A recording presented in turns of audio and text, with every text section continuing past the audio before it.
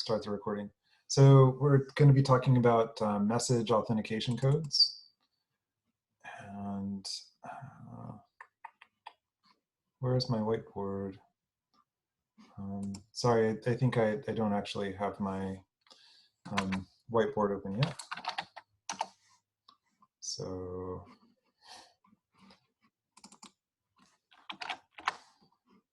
sorry about that. So let me share this. Okay, so message authentication codes, MACs, which makes it impossible to Google any information about these, because if you Google MAC, what you will not get is results about message authentication codes.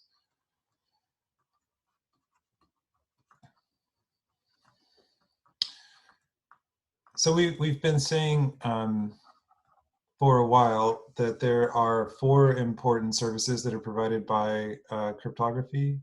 One is confidentiality, which is the one that everybody knows about. But there are also other important ones like message integrity and authenticity. And there's kind of a weird one called non-repudiability.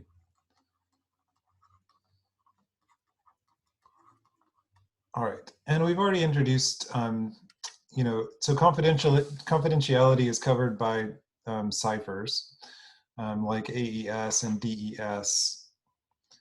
These others, integrity, authenticity, and non-repudiability, all 3 of these are covered by digital signatures.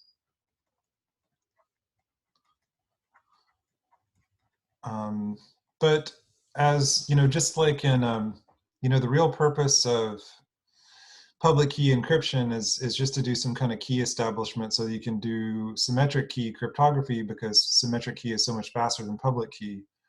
Something kind of similar happens with integrity and authenticity. Like you might want to ensure the integrity and authenticity of like every packet and using TCP. So digital signatures are incredibly slow. You saw with the very high security level, just signing something with RSA can take 6. You can only do 6 signatures a second or something like that. It's some ridiculously slow pace. So this brings us to MACs. So a MAC is something that gives you integrity and authenticity. It doesn't give you non-repudiability because it has a symmetric key. So a MAC code depends on a key.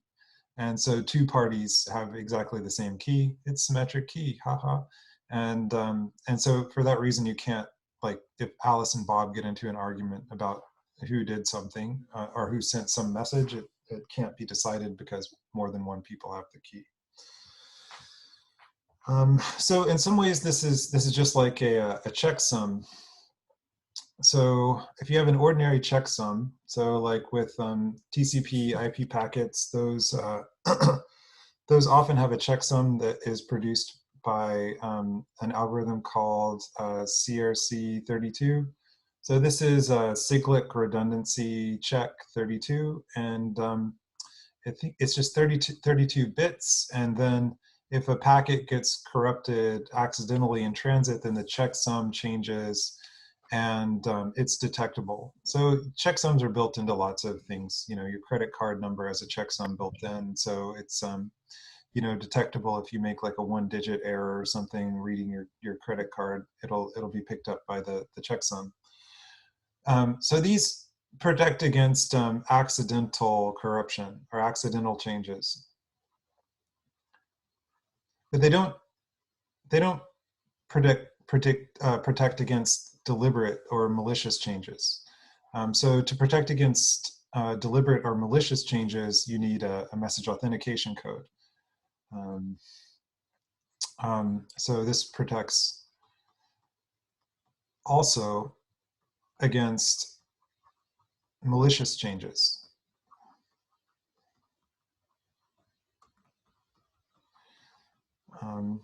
And it's basically like a keyed hash. So this is sort of like a hash with a key.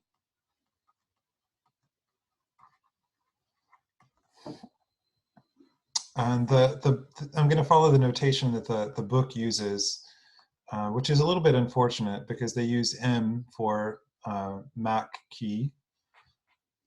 Sorry, M for MAC, which makes sense, but a lot of other sources use M for message, and if you start reading Wikipedia, it can quickly become confusing. But so here's the message, which can be arbitrarily long, and so this is possibly many hash blocks long, and so here is the key. Which might be 128 bits or 256 bits or whatever. And they call this thing the MAC tag. And so this will be some amount of information, like 160 bits, for example. So I'm just throwing that out. So it would be like a normal hash length. And so if you're using a MAC to do authenticated communication, then you might have Alice over here.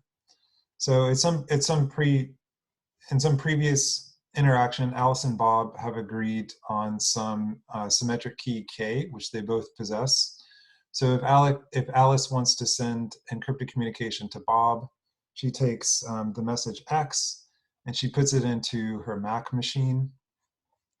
The MAC machine requires her to provide the symmetric key, and then what comes out is the MAC tag.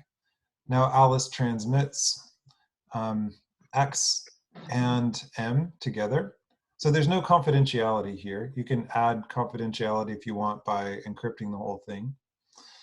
And there's this whole debate about whether you should encrypt and then MAC the ciphertext, or MAC the plain text and then encrypt the two of them. So basically either way is okay, but we might say more about that later. So now Bob receives this and he wants to validate. He wants to make sure that the MAC tag, that this is a valid pair. So he takes X and puts it into his MAC machine, which is the same algorithm. And then he puts in his key, which is the same key. And what comes out is, let's call it M prime. So as long as X has not been modified in transit, it'll be true that M is equal to M prime. So he checks this, and if the answer is yes, then he accepts the message, and if the answer is no, then he rejects. So he has strong evidence in that case that something has happened either accidentally or on purpose to the message. So the the security properties that you want here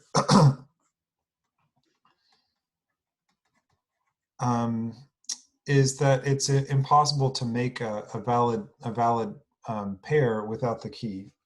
So this is the desirable property. Without the key, it is infeasible to generate a pair, a message tag pair, so XM, that Bob will validate. So Bob will see as valid. Okay. All right.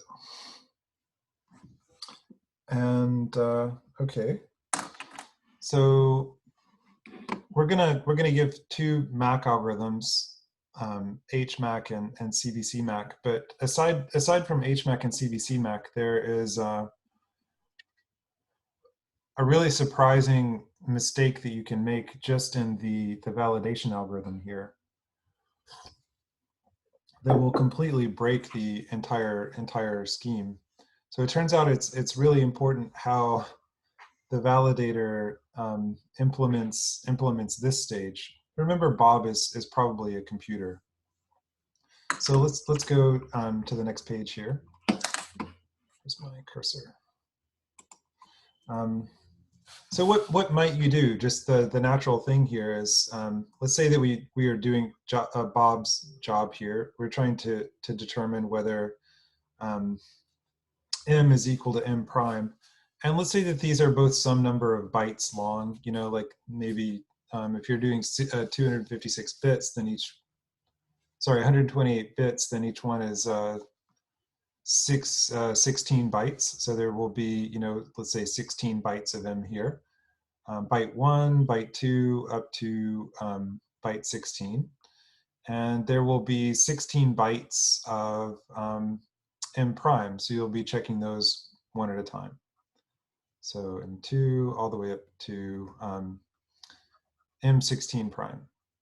Okay, and so the most natural thing in the world here would be to write a for loop like for I equals 1 to 16 if mi is not equal to mi prime, then return reject. And otherwise, if you make it all the way through, return accept. So anybody would do it like that, right?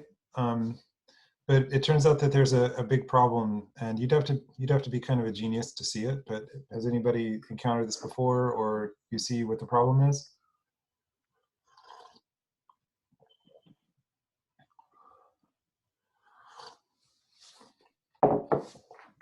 So the problem is that it's going to be a machine that is doing this accepting or rejecting, and it's going to be doing it really, really quickly. So just doing one time through the loop, this is going to take some, let's call this like delta t. That's the amount of time it takes to do one iteration of this loop. And you know, let's say that we're trying to validate some message x, and then so maybe the true tag, just for the sake of argument, let's say that it's OX11, BB, O2, or something like that. Okay. So you don't know the true tag, but you do know x. And by the way, any x has a true tag. So there was a real instance of this attack on the Xbox, where they when you try to run a program on an Xbox, it tries to, you have to have a valid MAC tag, and that's how it knows that it's really Microsoft software.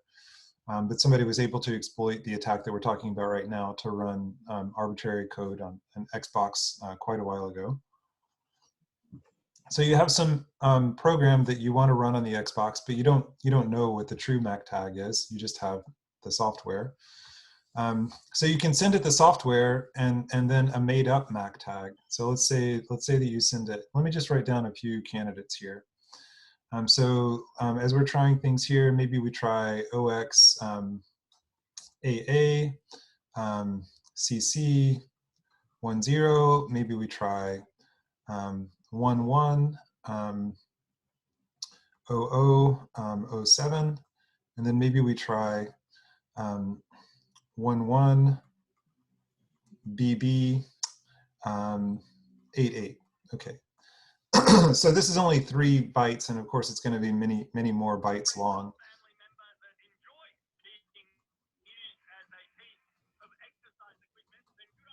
Somebody's mic is on, and we're hearing like some kind of. Okay, thank you. So now in terms of delta t, let's write down how much time it's going to take to experience rejection for each one of these guesses. So for this first guess that you send the machine, what is the reject? How much time to rejection?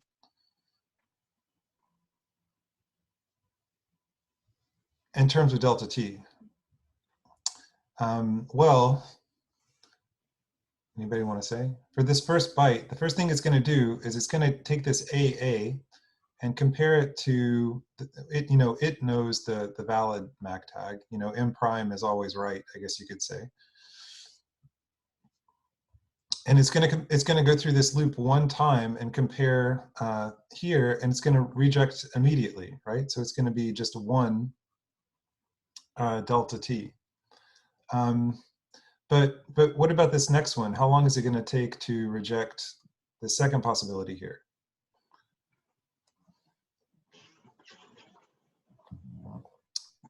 take longer? Yeah, it's going to take a little bit longer because it's actually it's going to pass on the first try. That's going to be a yes. And then it's going to go around a second time and it's going to check this and then reject it. So it's actually going to take longer to reject the second one. And then this third possibility is right on 2 bytes. And so it's going to take 3 delta t to reject that one. So in like an Xbox situation, you can measure time pretty precisely because there's not even any like network latency in that case. I guess just like USB cord latency or whatever that is. And so you can measure this amount of time, and you can just experiment with. You can just try all 256 bytes for the first byte, and then when you make the rejection time go down, you know that you've guessed the first byte. So then all of your guesses begin with that byte, which now you know is correct.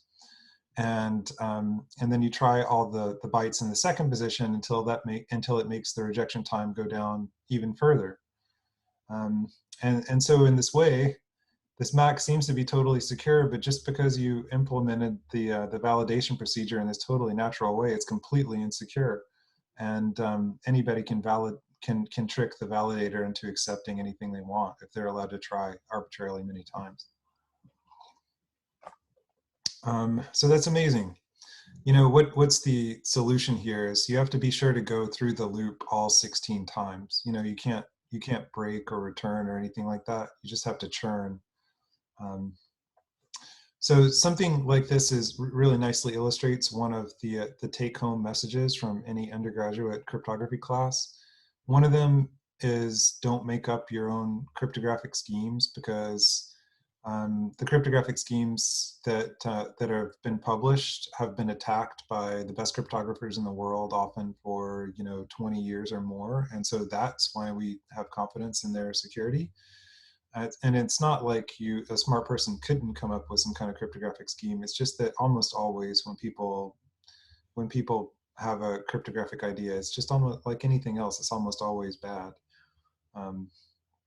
And so you should use these that have sort of passed the test of time. So the first rule of undergraduate cryptography class is don't try to implement your own cryptography unless you're going to publicly publish it and then wait for 10 years. And if nobody's broken it in that time, then yeah, go ahead and use it. But that's the standard for something really being secure enough to deploy. The other thing that's kind of surprising is you should not even try to implement the cryptographic ideas of others, because this timing attack is one example of what can go wrong, but it's only one of like 1,000 ways that you would never even think of to make like really like game-ending mistakes. And so that's why you should always do your crypto strictly through cryptographic libraries. You might even think like, I'll do this, sure, I'll use the library version of HMAC to do the MAC, but then I think I can write this code myself to do the validation. Thank you very much. But it turns out you can't, because you didn't foresee the timing attack or something like that. So you have to use the library version of all the functions. Okay. All right.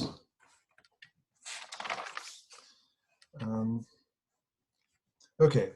So we said that a MAC, a message authentication code, is like a keyed hash. In fact, if you look at how this works from the terminal, it works just like that. If I can find the right terminal here. So here I'm using HMAC with SHA-256, which I really shouldn't be doing. Let's change this to SHA-256, and so it produces like a hex digest of whatever you type in, but as you change the key, the digest keeps changing. So whatever the document is, anybody can produce the same hash, but they also have to have the key. So in that sense, it's like a keyed hash function. So how do you build one of those? So there's one natural idea. Let's call this naive idea 1, and that is to produce a message tag using let's say you already have a hash function lying around. then just let the MAC tag be the key concatenated with the message. So it turns out that, according to Wikipedia anyway, for SHA-3, which is KCAC, that's the hash algorithm based on the sponge function. As far as anybody knows, this there's no obvious problem with this, but this is not a standard MAC algorithm just doing this even with SHA-3, and serious problems can happen if you use something in the SHA-2 family. So you might remember that we went over, before we talked about the sponge construction, we talked about a bunch of hash functions that were based on the Merkle-Damgard. Spelling's wrong. The Merkle-Damgard construction. And the problem with Merkle-Damgard, or one problem with Merkle-Damgard, is you have something called length extension attacks.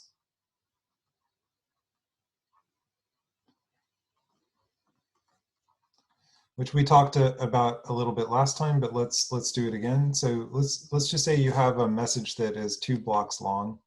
Well, I guess we have to include the key also. And so there's this padding issue, you know. Merkle-Damgard works on message blocks that are 500 and, oh, sorry, not Merkle-Damgard, but most of these hash schemes, they work on message block sizes that are like 512 bits. But you almost never have a 512-bit key, symmetric key. You might have like a 256-bit key or something. And so this would really be padded out or something, but let's just ignore that. It doesn't really matter. So then to get the whole process started, you have some initial state of the hash algorithm. And you know, this is the compression function. So in the case of SHA-1, this is, what was that called? SHA-cal. Okay, so this goes through here, and you have x2. So let's say that x2 is the final block, and then we have to pad this out in the way that we talked about before. So we add like a 1 and then a bunch of zeros, and then in the very last 64 bits, we encode the length of the entire message or something. So this goes in, and what comes out is the hash of k concatenated with a message, which is supposed to be your MAC tag. But the problem with that is somebody can write code that just takes this value and just keeps right on going. So now maybe I should do this in a different color, because this is like what Mallory or Eve or Oscar is doing. So Mallory or Eve or Oscar takes this output that you just produced, and they add some more stuff to it. Let's just add one more thing to it, like x3 or whatever, and push this in.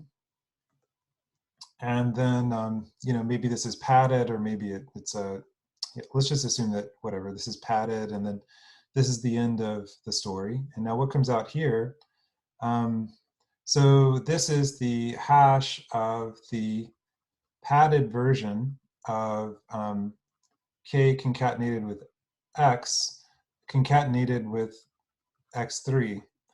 And so the padding all happens at the end. It doesn't have anything to do with the key. So if you were to take this value, let's call this m prime, and you were to transmit to Bob the message,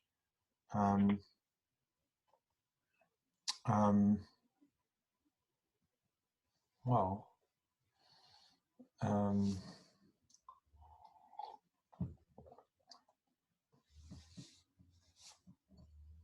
okay, so if you sent the message pad k concatenated with x, and concatenated with x3, and then the tag m prime, this would validate.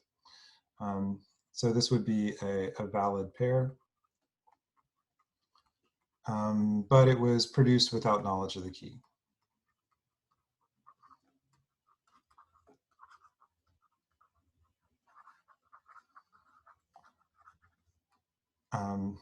Okay, so that that breaks the security of the MAC.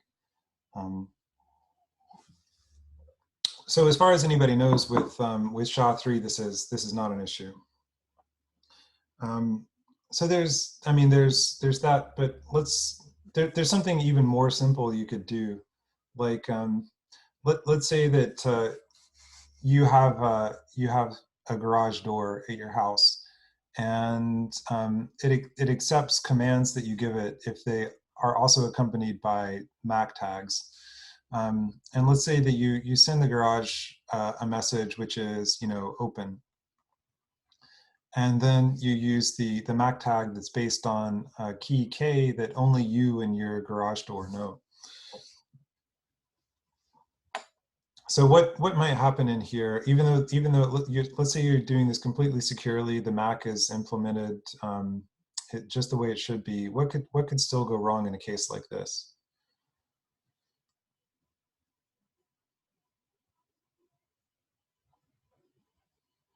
There could be somebody hiding in your bushes, like Eve, and they could record this transmission, and then later on they could just resend this message to your garage door, and then your garage door would open. So they didn't even need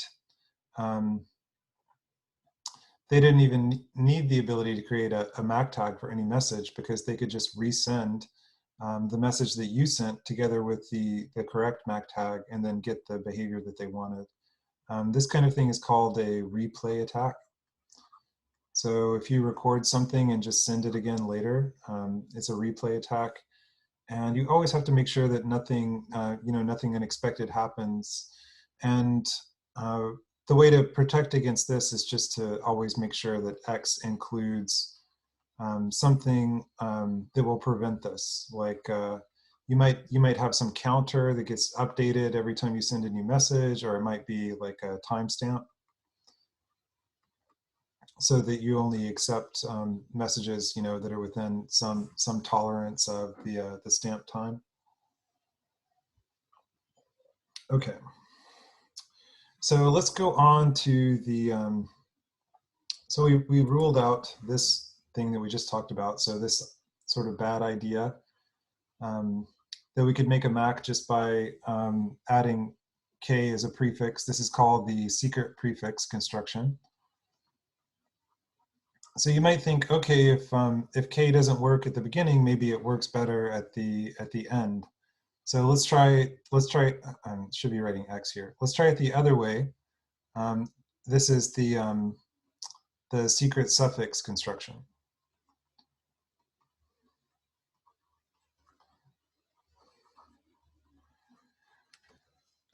So just for the sake of argument, let's say that X is just one block long, X1. So it doesn't really change anything. And we're using a Merkle-Damgard construction like before. So X goes in, H0, the initial hash state, goes in, and you put it into the compression function, and then K comes in here. And now what comes out is your MAC tag, which is H of X concatenated with K. All right. So the bad thing that might happen here is maybe you can find some X prime, so that X prime and X give a collision on the compression function. So maybe it's true that F of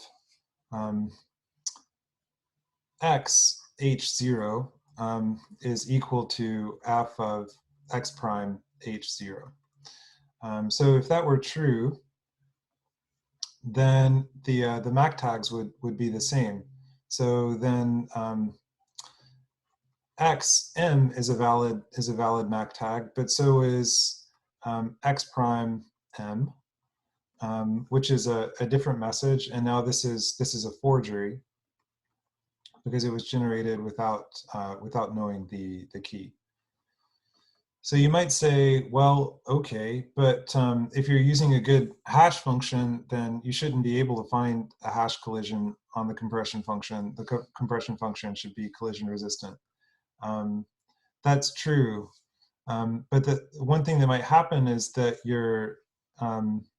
let's say that you're selling a Mac and you have an advertised security level of 160 bits or something. So that means that an attacker should have to do 2 to the 160 work in order to produce a forgery for your Mac system. It might be that finding a collision, let's say that this is a 160-bit hash. So if this is a 160-bit hash, then you can find a collision even for a collision-resistant compression function in 2 to the 80 work.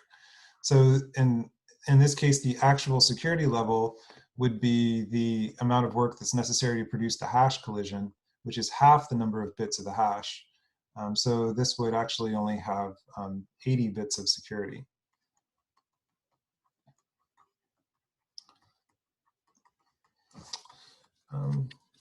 Okay. So because of these problems, there is an algorithm that avoids both of those issues called HMAC, which is safe to use with SHA-2.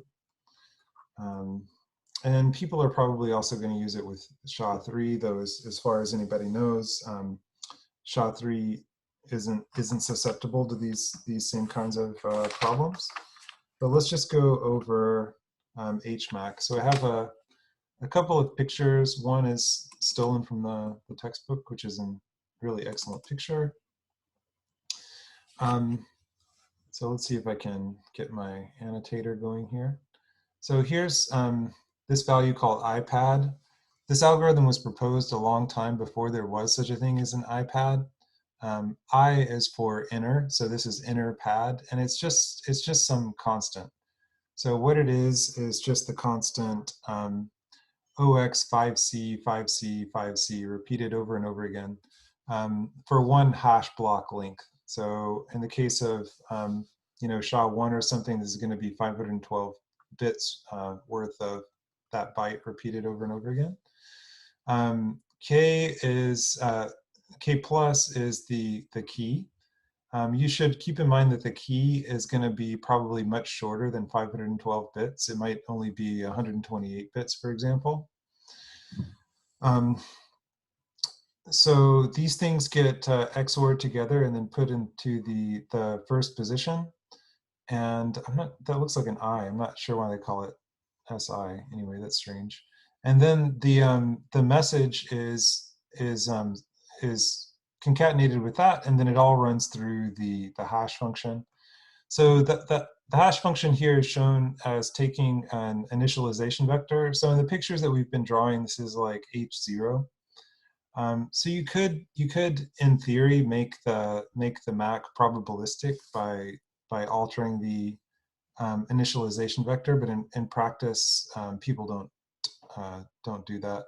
So Mac tag is always the same, so I'm not really sure why they decided to put it into this diagram. So at the end, there is this thing called OPAD, that stands for outer pad.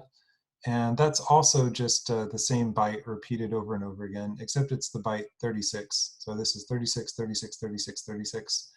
And then this gets XORed with the key, and it's put here together with the hash of this first feature, and then the hash function is applied again, and the result is HMAC.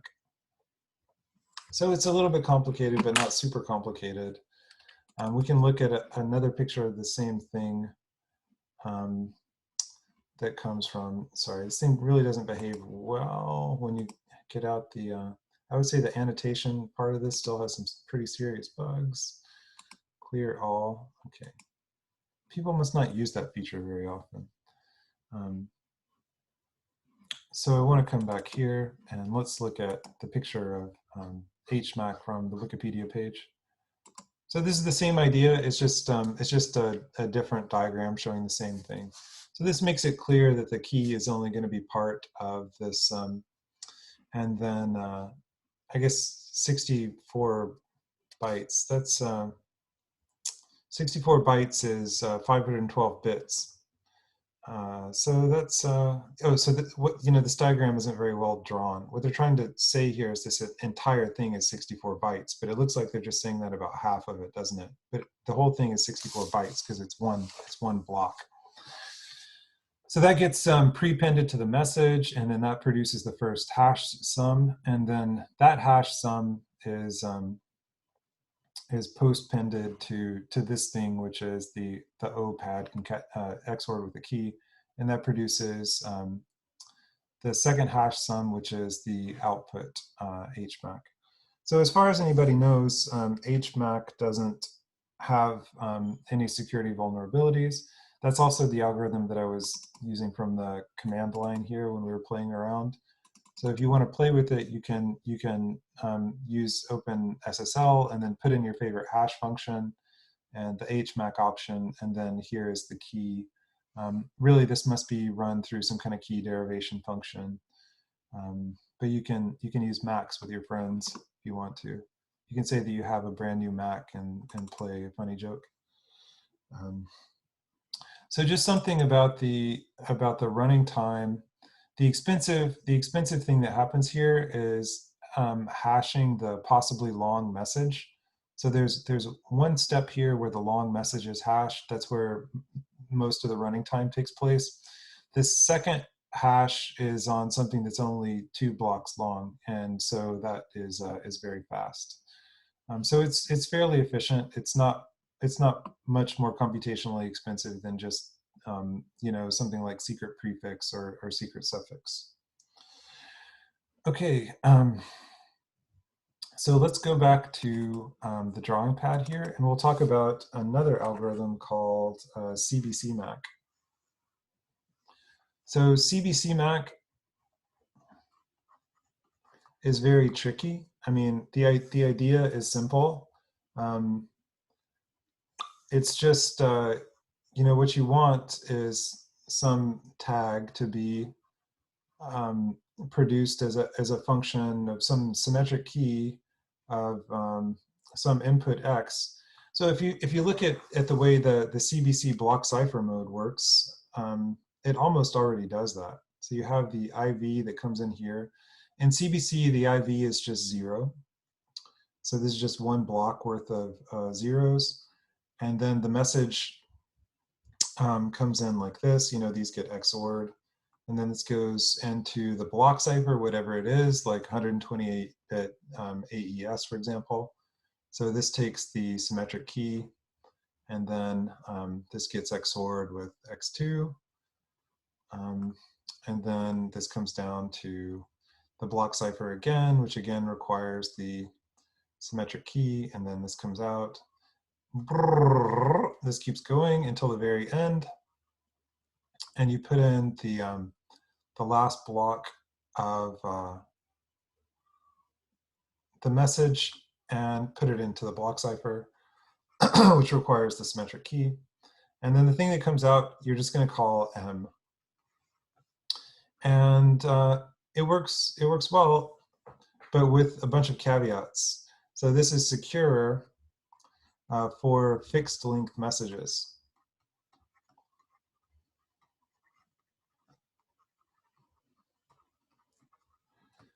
So that means that if you know that the message is always going to be, let's say, 5 or 6, whatever it is, CBC blocks or block cipher blocks long, then it works well. But the problem is, it's the same old length extension attack problem. So let's keep going here. So this is what some kind of malefactor might do. Take M, and then it turns out a really kind of smart thing to do here is put in M. So M is public because everybody gets to see the MAC tag. So now what happens here if you add, let's just call this x1 prime, which is a little bit of extra stuff. then you can keep going here. And then, so this comes out, and now let's just call this, M2. So this will not be the same as M. So now what happens is if you have X, which is the original message, concatenated with X1 prime XOR with M, so this will validate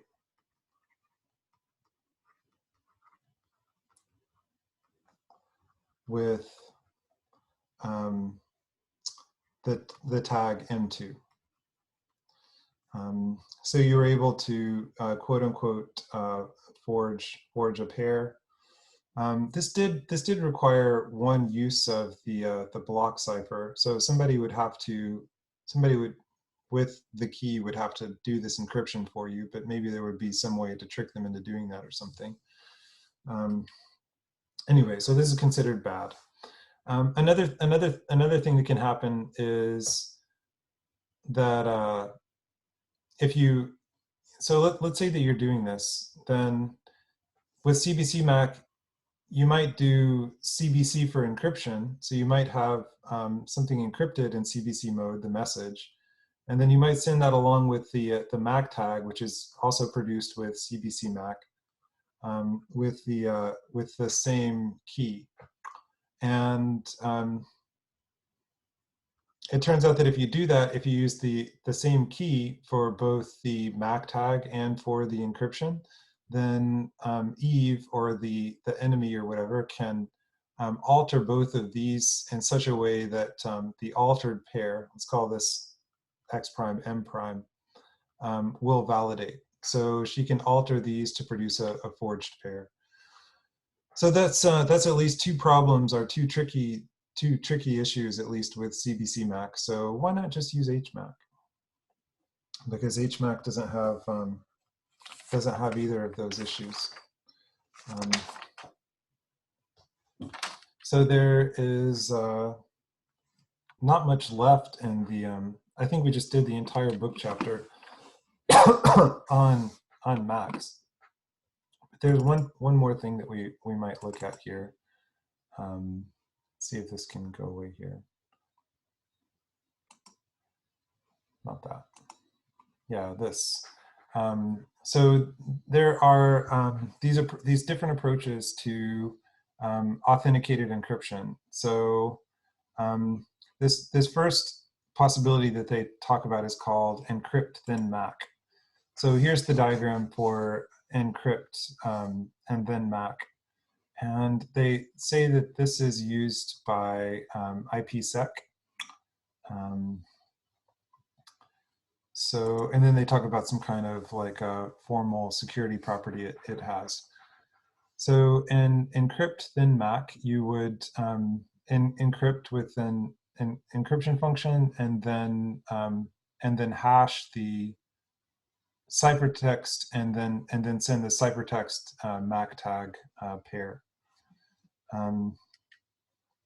So that works fine. When you do that, you can't. You can't. You're not validating the plain text directly, but so an alternative is to encrypt and then MAC, and it says this approach is used by SSH. So I wonder about this though, because this diagram seems to be suggesting that you use the same key both for the MAC and for the encryption, which is like categorically a bad idea. So, but let's assume that they're not saying that. So then you take the plain text, you use one key to do the encryption, and then you do the MAC directly on the plain text. So now you've got the ciphertext in transit together with the message authentication code.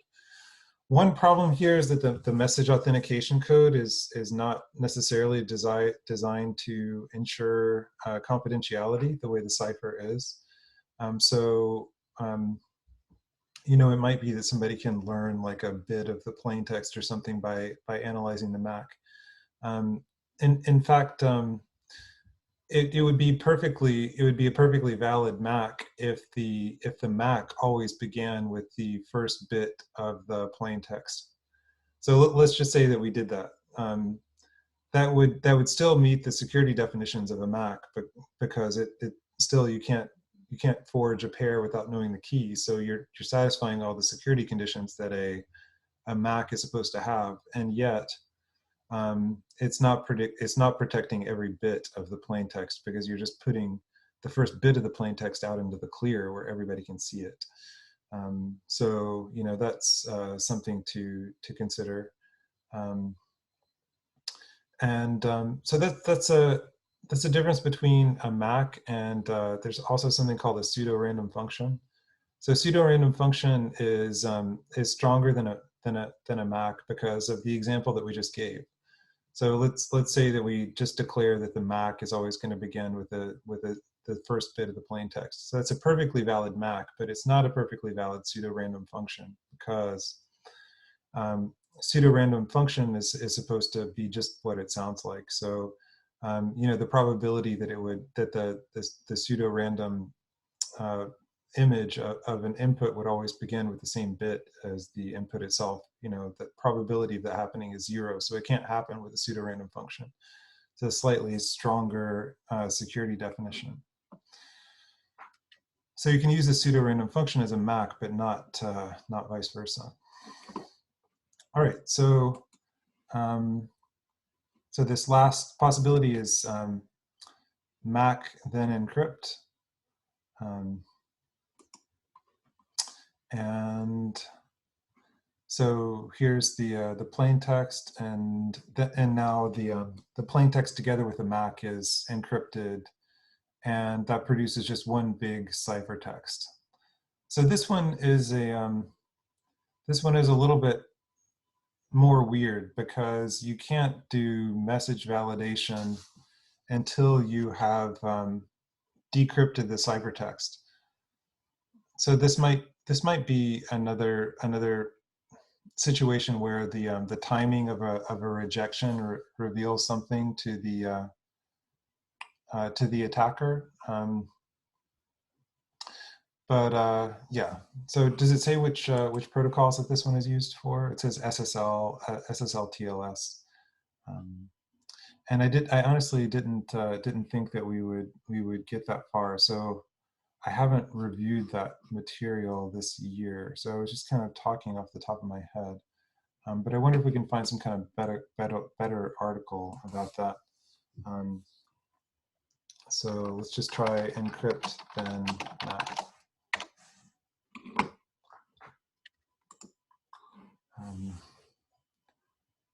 So MAC then encrypt, blah, blah, blah. So we know all the definitions now. Okay, so this one has lots of upvotes. So this person is smarter than me. Let's listen to this person. So encrypt then MAC.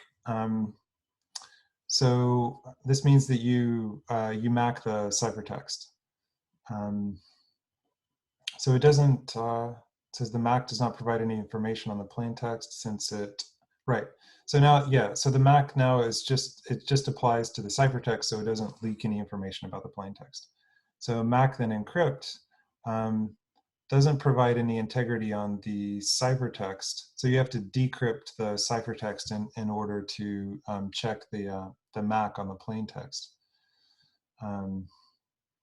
So if the cipher scheme is malleable, it may be possible to alter the message to appear valid and have a valid MAC.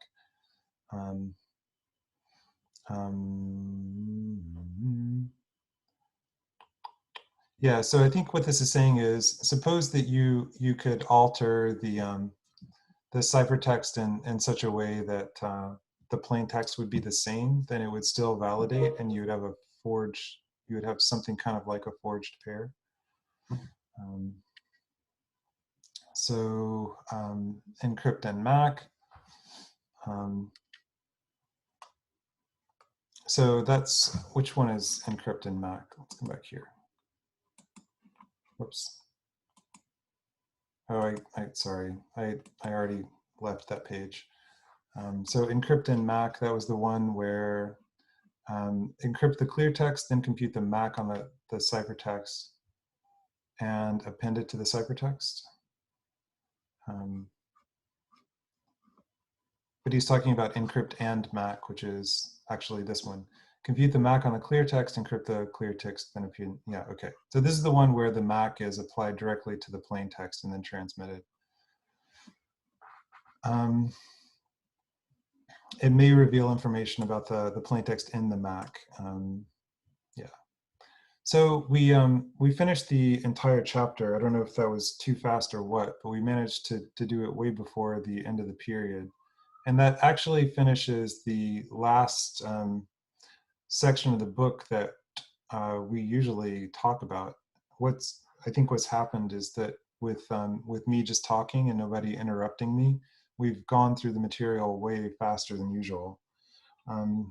And so I do have more to say for the rest of the course. We have the chapter remaining on public key infrastructure, and we also have we could also go back and do some elliptic curves. So elliptic curves would probably be more fun for me, but maybe public key infrastructure would be a more useful thing to know, although you probably also talk about that in your networking class. So I guess I'll just stop here and convert the rest of this time into an office hour. And if anybody wants to stick around and I know SAR had a problem, probably everybody wants to stick around and look at SAR's problem. But maybe I can bring that up and just look at the part that has a problem and then not share it with everybody. And okay, so everybody, good to see you.